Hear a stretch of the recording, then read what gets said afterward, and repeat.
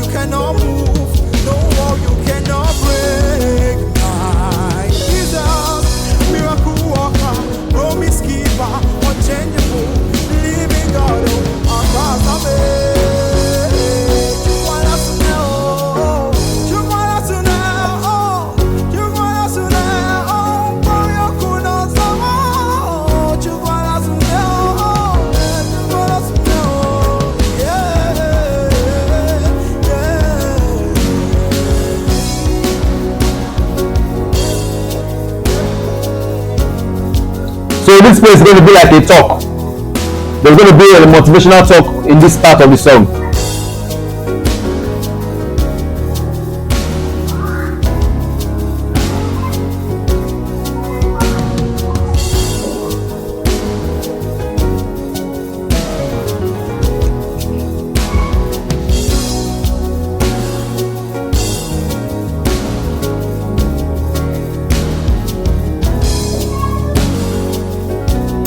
Be patient.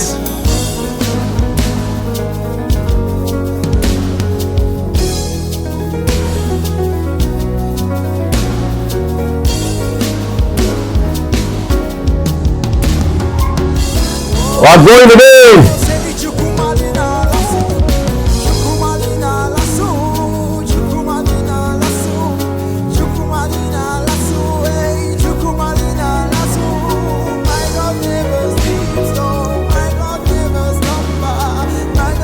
I don't know if you can hear the bass.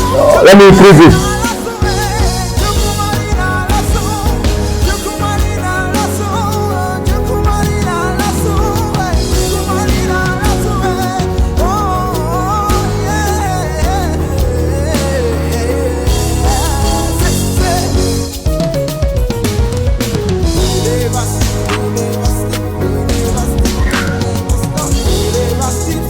a switch in tempo, a switch in time signature. I beg your pardon.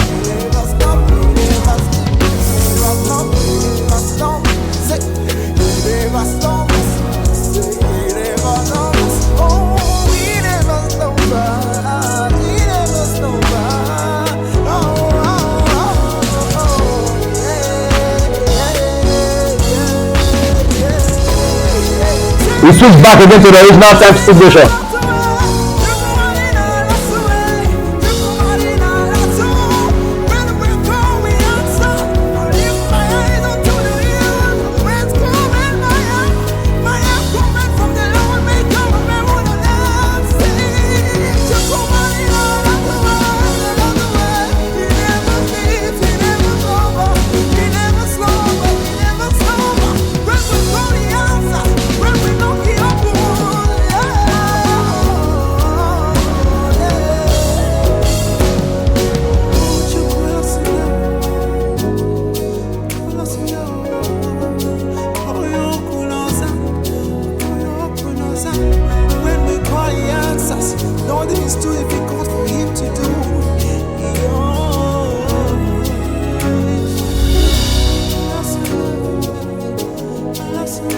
Now just the piano and the pad and the strings.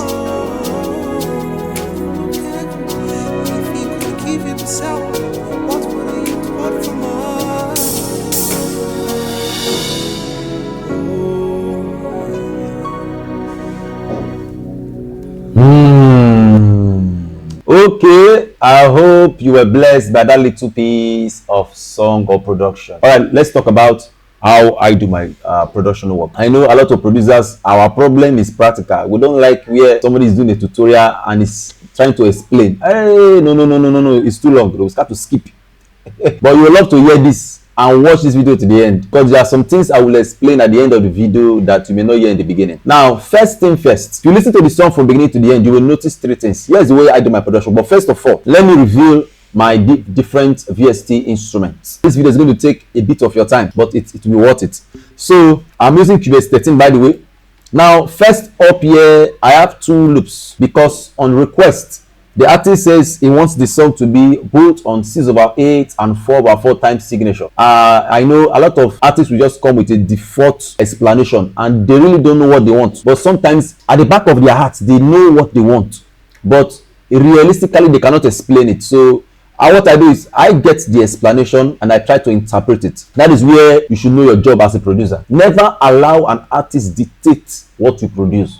It will rub off on your work at the end of the day. So what I have here, I have two loops. The first loop is 6/8 and the second loop is 4/4. A trap beat 4/4. So first of all, let me explain what happened in this part. Let me play it again.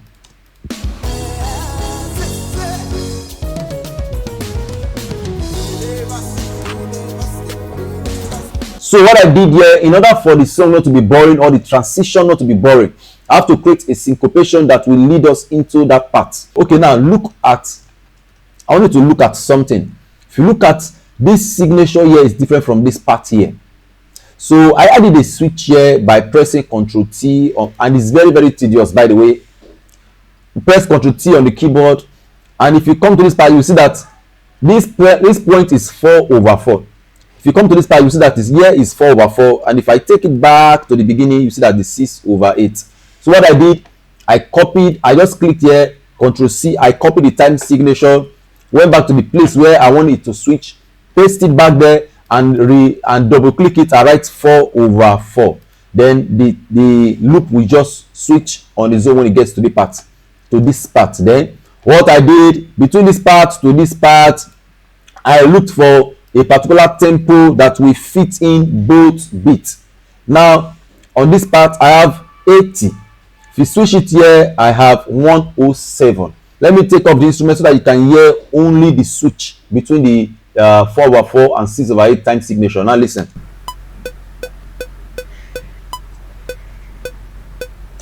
You can see the smooth switch between the 4/4 and the 6/8 time signature. Then when I was done, I simply reversed the process, the same process. I just reverse it back again. straight ahead. So that's what I did for the time signature for this particular song. Now back to the request that somebody made. I bet you can't get this kind of production videos on YouTube. You can't have them. So let me show you what I use. I use an additive drums too, and I have a preset. Like I said, all those that requested for the preset, I will send to them as soon as possible. I'm trying to separate all the instruments from in there. I will just forward it, a Cubase file. I will forward it. So please drop your mail on the comment section. Whatever mail I see on the comment section, I will just assume that you need the preset and I will forward to you. Or you can make a request of the particular one that you need. I will also forward to you. And you can see, if I open this part, you will see different presets that I have done, mixed and mastered down. So I have drum mix too. I have drum with attack. That's for songs like this. So I have praise drum. I mean, this praise preset is awesome. I have surely drum and I have surely drum. So it's a simple thing. What I did here is simple. I have all my preset done. I've choose the drum that I want, everything mixed down.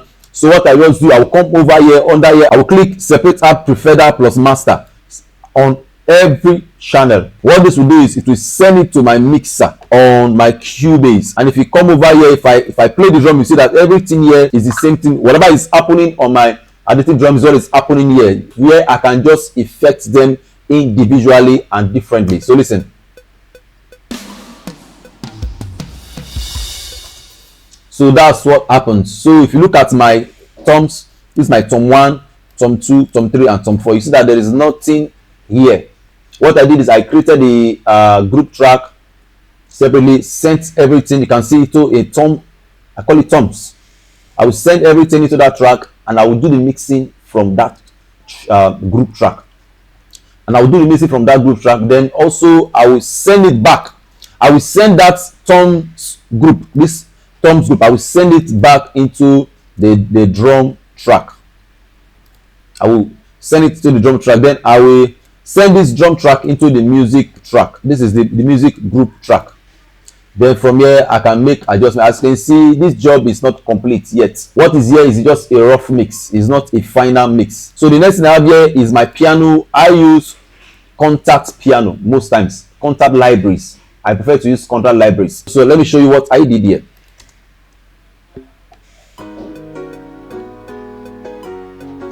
So I have the first piano. I have the first piano here. It's called the Alicia Keys. You can download it from YouTube or you can request it. And also underneath, I have the MKS Sensational. This is an awesome library. It allows you to select any particular instrument inside this library that you need. As you can see, you have the piano 1, piano 2, EP1, EP2, blah blah blah, your pad and your strings and everything. And thirdly, I have my Motif SF8. This one is the Oga of them all. I don't even use it in some cases. I'll just lower it. Sometimes I use only this guy. And you can't get this guy anywhere on the internet to download. It was personally sent to me. I've been using this for many years now. So I can forward this to you. If you have any contact library, I can just put it. You just load it into your contact library and to start working. So that is for the piano. Next up, I have my pad, and the pad here is a Doom 3 pad. A Doom 3, it's a multi-instrument plugin. So if you have this Doom 3, what you need to do is just come over to Soundbank, go over to Doom 3 Factory, then click pad. When you click pad, you click this point and come to Choir WTNK. That is the pad that you are hearing in this song. Let me play it for you.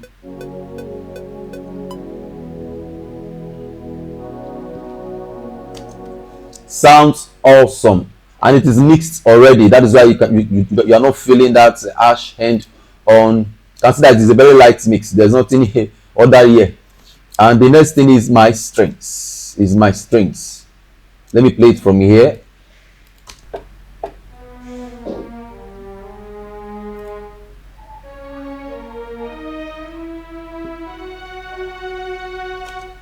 So that is my string, and it is same MKS Sensational. You can see the same plugins that I use for the piano. It's what I'm using for the strings also. So I just need to put off all the piano and let only the strings play. It's just such a wonderful strings.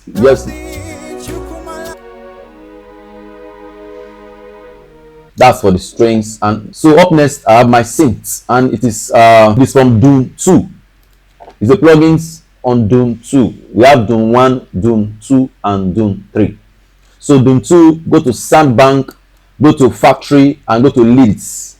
Leads, click down, and you look for Brute Sign RL. Brute Sign RL. That is the synth that I use. Listen to it.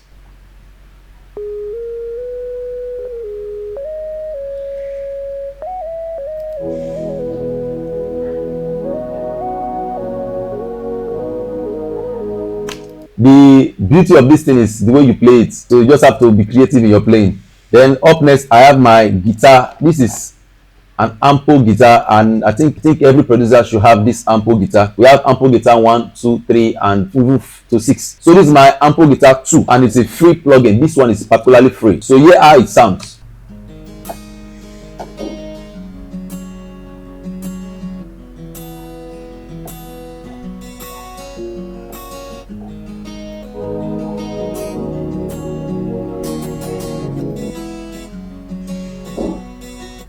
And the good thing about this guitar is you can regulate it. There is the way I spread mine. Double it to the two sides of the speaker. So if I put this off, listen to it while it's off. That's at the middle. Listen to it again. That's at the middle. Now let me put it on. You can see. So this tutorial, you might need an earpiece or probably an headphone to be able to enjoy this very well. Now I have my rising pad. The pad does not rise on its own. This particular pad does not rise on its own. So I have to automate it to rise the way I want it to be. So if you have a pad that rises on their own, there's no need to automate it. If you need a tutorial on automation, check my channel. In fact, if you're a producer, just go through my videos. You will see a lot of videos that will help you on my channel. So let me solo this particular pad and listen.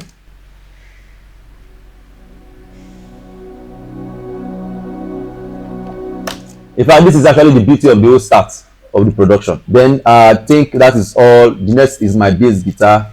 And so you will be wondering, just these few instruments. Yes, that is actually your problem, or many of our problem. I used to do that before. We'll pack the whole song full with instruments, and at the end of the day, you can't even regulate them.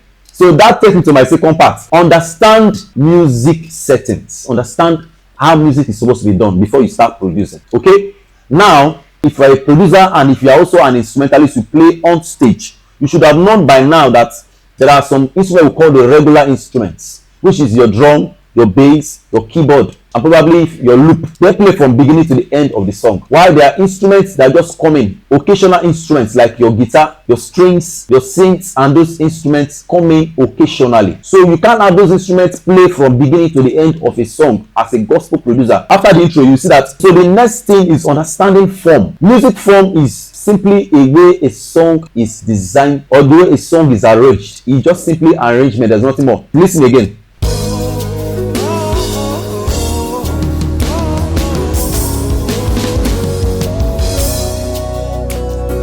Calm.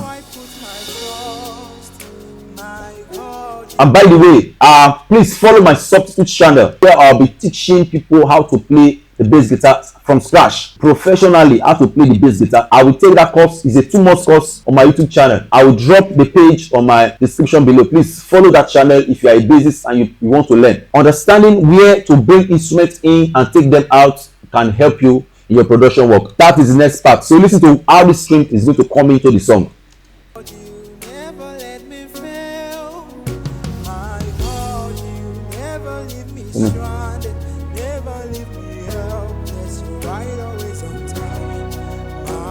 It's just a creative way to keep people in the song. Even a producer would like to listen to your job. An instrumentalist will also like to listen to the song because it is creative. That is what I do. Then the last thing I will talk about is the way I do my drums. In fact, I started playing drums before any other instrument. So I understand drum rudiments. So I know how to quantize. I know how to roll and set all those things with just my mouse. I don't use my keyboard or my keypad to play the drums. I do that myself. What I do with my drums is, number one, I reason like a drummer. There are some things that are not possible on stage. I produce my songs and I reason it like a live settings. So if I'm playing live, can we play this thing ourselves? Realistically, can we play these stuff at this point with this kind of speed? You know, when you're producing, there are things that you can do with the system. There are things that cannot be done on stage. It's not possible. Anything that is impossible, I don't do it. For example, I can't be rolling with my 2 hands and I'm hitting my hi-hat at the same time. I don't have 3 hands. Please replay the song again. You notice that the drums is dynamic.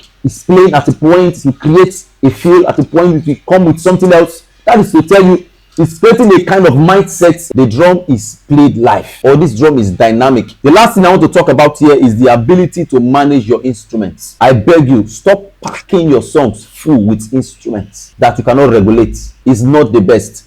If you listen to this song, it's not even mixed yet, not properly mixed though, but you can actually pick everything from the song, and there is space for a guitar to actually come in the song. If I play it from here where this switch came in from, if I play the song, you notice that there are 3 instruments playing here: the keyboard, the pad, and the strings, while the synths and the guitar come in occasionally, not regularly.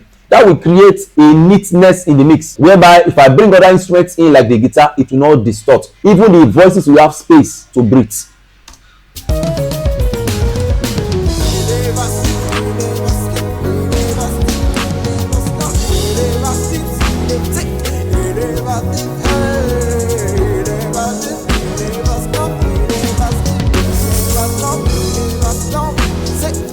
If you listen to the bass carefully, you will hear some runs on that part. It was deliberate also. I try to be as neat as possible, as steady as possible, but sometimes you just make some of these moves that will also call the bassist into the song. I say, I like this part. You want to rewind it to that session. That is his interesting part. So in a nutshell, what am I trying to say? Songs appeal to people differently. Even producers play songs that they like. Instrumentalists play songs they also like. There are songs that they enjoy playing, not just to rehearse it. They just enjoy listening to it because it inspires their playing. And also understanding where to put your syncopation can also help you. So bring them in and out occasionally. And the last thing, your ending matters in a song. How you end a song and how you start the song matters. How you start the song will determine whether the person will play it to the end. Let me play this ending again.